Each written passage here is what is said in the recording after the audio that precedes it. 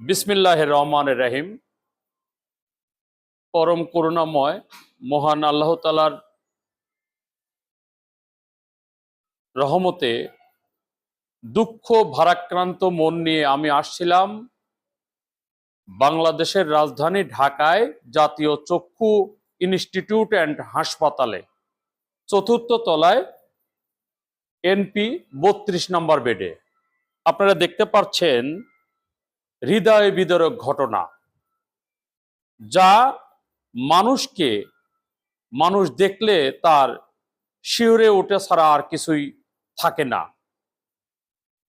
মানুষ কত হৃদয় বিদারক ঘটনা ঘটাতে পারে দেখেন, যে আইয়ামে জাহিলিয়াতের যুগকেও হার মানিয়ে দিয়েছে। এটা মানবতার দুর্ভিক্ষের মধ্যে আমরা পড়ে গিয়েছি। বরিশাল জেলার আপনার ইনার নামটা হচ্ছে রিপন ব্যাপারী। এই রিপন ব্যাপারীর আপনার বরিশাল মুলাদি গ্রামে বাড়ি এবং ইউনিয়ন সাহিবের চর। ইউনিয়নটা হচ্ছে সাহিবের চর, থানা নাজিরপুর। তারা 4টে ভাই। এই ব্যক্তি, এই যে রিপন ব্যাপারী, রিক্সা চালিয়ে খায়। তার স্ত্রী ঢাকায় বিভিন্ন পেশায় কাজ করে খায়। রিপন ব্যাপারী সামান্য জমি নিয়ে কেন্দ্র করে তার আপন 2টি ভাই, একটি ভাই রোকন ব্যাপারী, আরেকটি ভাই স্বপন ব্যাপারী।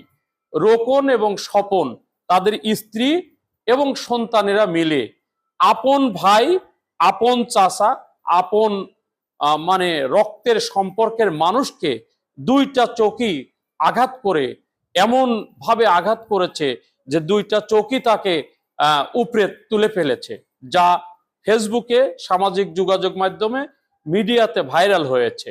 দুঃখজনক ঘটনা যে বাংলাদেশে এমন কোনো সহৃদয়বান ব্যক্তি নেই যে এই রিপন ব্যাপারীর কাছে এগিয়ে আসে, তার আর্থিক সহযোগিতা, চিকিৎসা সেবা সহযোগিতা বা অন্যান্য সহযোগিতা করে।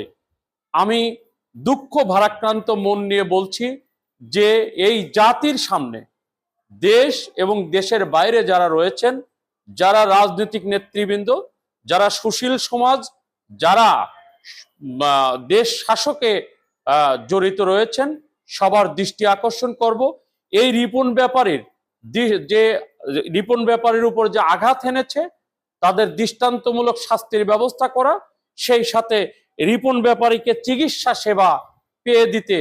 তার তো আর জীবন ফিরে দেওয়া যাবে না, তার অন্ধত্ব দূরীকরণ আর আমরা করতে পারবো না, কিন্তু অন্তত পক্ষে তার চিকিৎসা সেবা পেয়ে যাতে সুস্থ হয়ে আবার মানুষের দুয়ারে চেয়ে হলেও যাতে খেতে পারে, সেই ব্যবস্থা করার জন্য রাজনৈতিক সুশীল সমাজ এবং যারা বিভিন্ন শ্রেণী পেশার মানুষ, দেশ এবং দেশের বাইরে যারা রয়েছেন, তাদের দৃষ্টি আকর্ষণ করছি।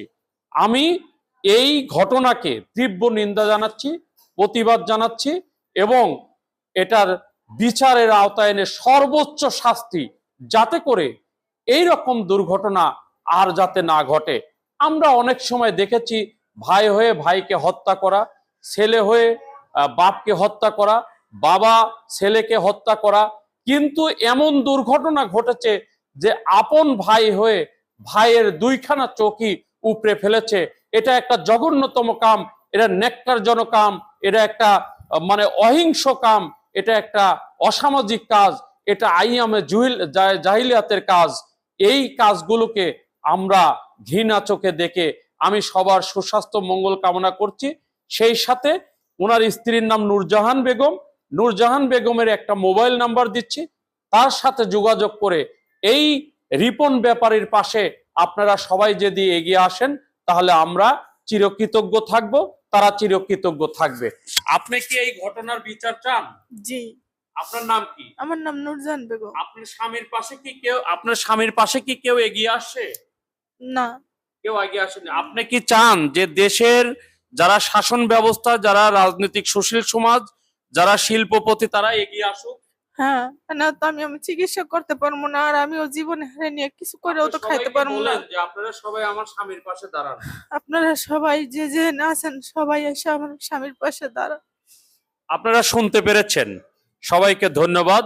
আসসালামু আলাইকুম ওয়া রাহমাতুল্লাহ। মোহাম্মদ জাহাঙ্গীর হোসেন, আপনার সন্তান, ঢাকায় কর্ম করে খাওয়ার সুবাদে এসে এই ঘটনা দেখে আমি তার কাছে একটু সময়ের জন্য এসে দাঁড়াইলাম। সবাইকে ধন্যবাদ।